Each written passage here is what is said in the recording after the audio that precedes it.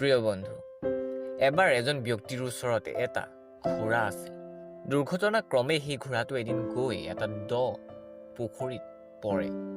ঘোঁৰাটোৰ মালিকে সেয়া দেখি মনত বৰ দুখ পায়। যিহেতু সেই পুখুৰীটো বৰ আছিল, গতিকে ঘোঁৰাটোক সেই পুখুৰীটোৰ পৰা তুলি অনাটো প্ৰায় অসম্ভৱ আছিল।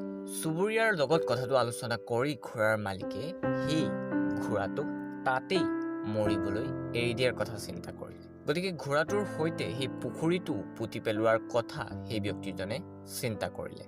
এই চিন্তাৰ ফলস্বৰূপে সেই ব্যক্তিজনে পুখুৰীটোত মাটিৰ চপৰা আনি পেলাবলৈ ধৰিলে, যাতে পুখুৰীটোৰ সৈতে ঘোঁৰাটোকো পুতি পেলাব পৰা যায়। ঘোঁৰাটোৱে যেতিয়া এয়া দেখিলে সি কান্দিবলৈ ধৰিলে, কাৰণ সি আশা কৰিছিল যে তাৰ সেই মালিকে তাক সেই পুখুৰীটোৰ পৰা উদ্ধাৰ কৰিব।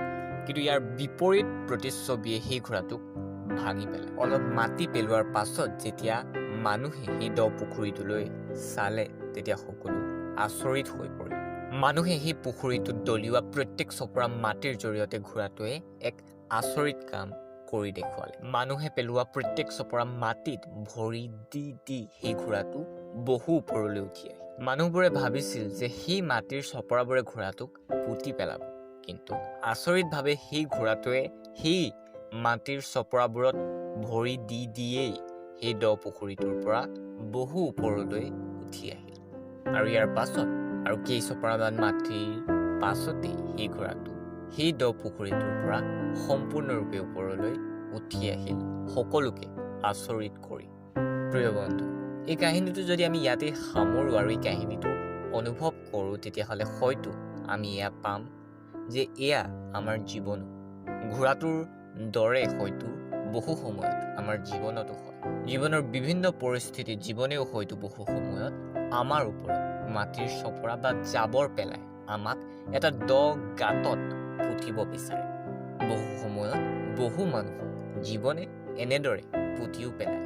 কিন্তু জীৱন গাঁতৰ পৰা ওপৰলৈ উঠি অহাৰ উপায় হয়তো এটাই, আৰু এয়া হৈছে জীৱনে দিয়া এই সমস্যাবোৰক পৰাজিত কৰি ভৰিৰে গছকি ওপৰলৈ উঠি অহা। আৰু এয়াই আমাৰ ওচৰত শেষ উপায়।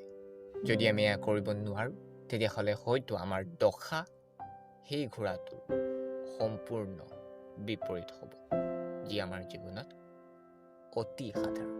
আৰু লগতে জীৱন জাবৰত পোত খাই আমাৰ জীৱনো অৰ্থহীনভাৱে এই হেঁচাত শেষ হ'ব।